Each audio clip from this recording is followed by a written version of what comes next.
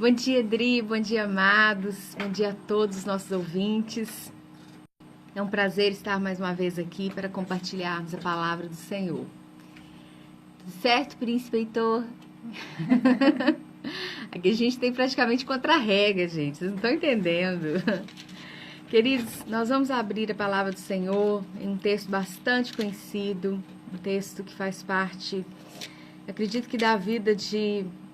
Eu digo o seguinte, vou mandar logo a real hoje. Se você se disser cristão e não souber o que está em João 3,16, meu irmão, tá precisando de um chá de Bíblia. Vamos lá, João 3,16 diz o seguinte: porque Deus amou ao mundo de tal maneira que deu seu Filho unigênito, para que todo que nele crê não pereça, mas tenha a vida eterna. Deus amou o mundo de tal maneira que deu seu Filho unigênito, para que todo aquele que nele crê não pereça, mas tenha a vida eterna. Essa semana foi assunto do culto doméstico lá em casa, o fato de que a cruz não foi um acaso. Nós já falamos um pouco sobre isso aqui, sobre Deus ter cruzado o nosso caminho em algum momento e nada disso ter sido um acaso.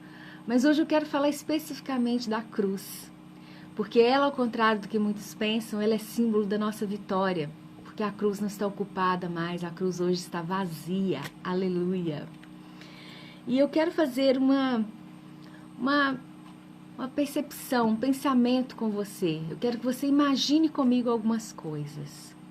E a primeira delas é o seguinte: uma árvore foi plantada. Uma árvore foi plantada, uma semente, uma muda foi plantada, essa árvore cresceu, essa árvore foi cerrada e essa árvore foi transformada em cruz.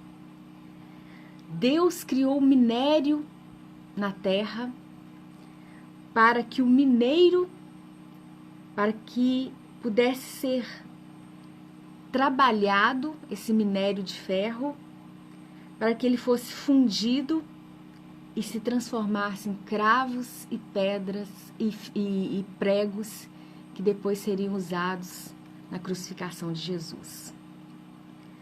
Uma mãe engravidou.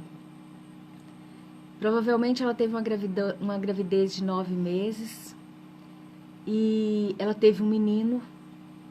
Segundo os estudiosos, diz que dos discípulos de Jesus, provavelmente é o que tinha maior inteligência.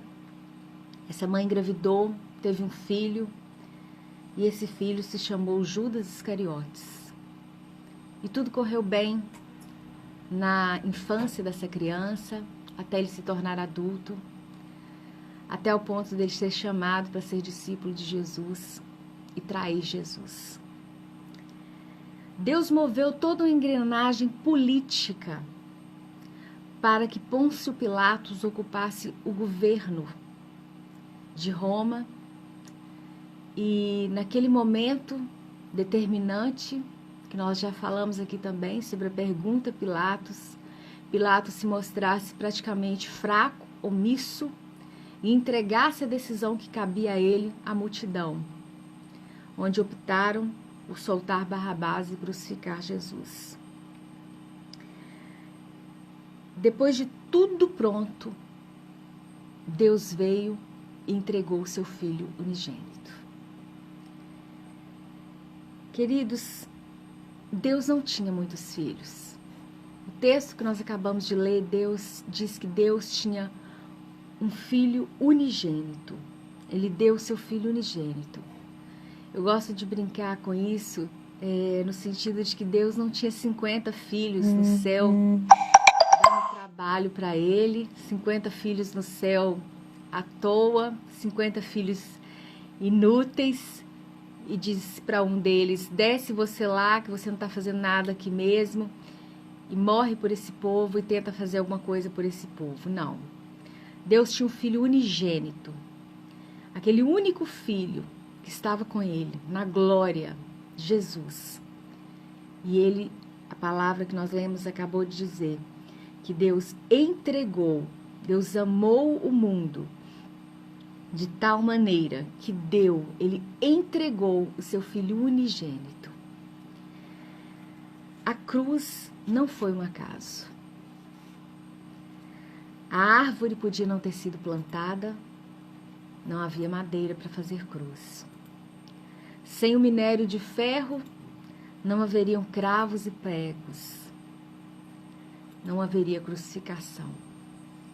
Sem Judas ter nascido, não haveria o traidor. Sem Pilatos no governo, talvez outro tivesse optado por soltar Jesus e matar Barrabás. O que nós aprendemos com isso? Que tudo, absolutamente tudo, era parte de um plano perfeito e milenar do Senhor para resgatar a minha vida e a sua. Nada foi por acaso. Nada foi por acaso. Jesus não foi um acaso. A cruz não foi um acaso.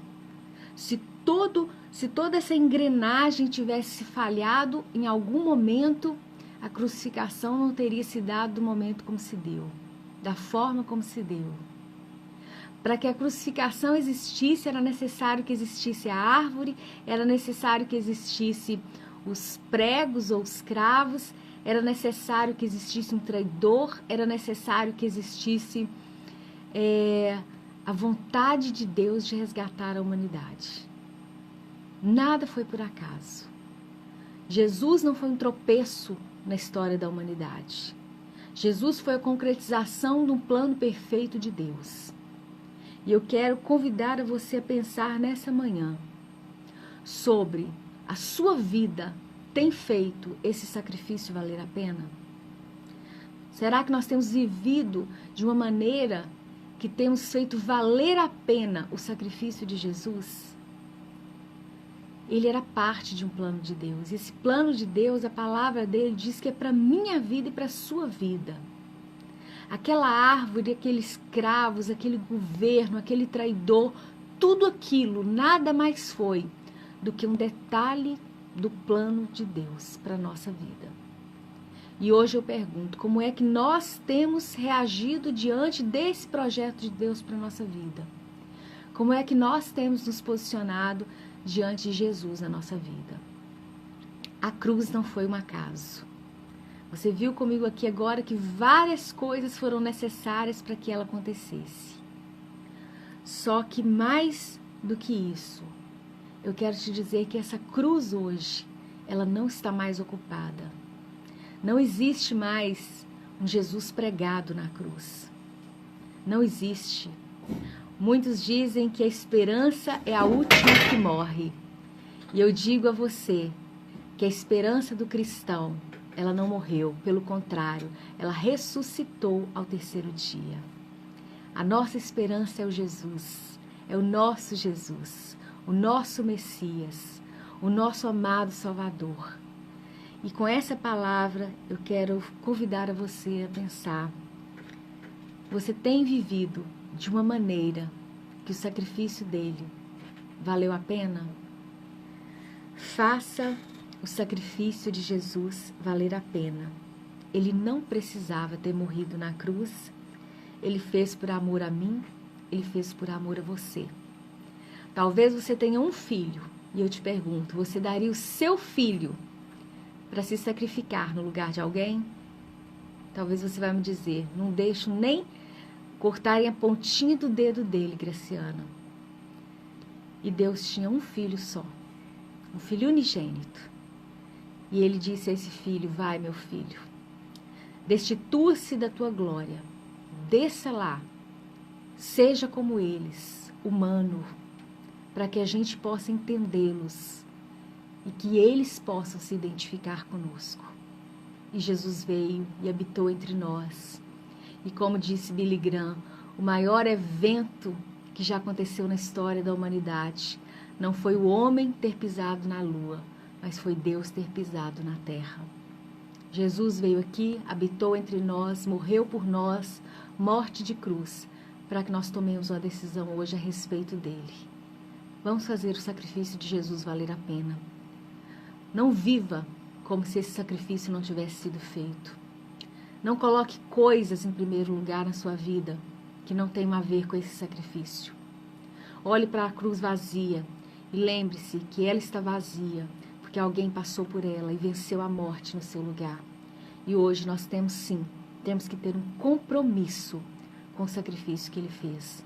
Porque nós não faríamos nada, nunca, jamais, em tempo algum, para merecermos esse tão grande amor.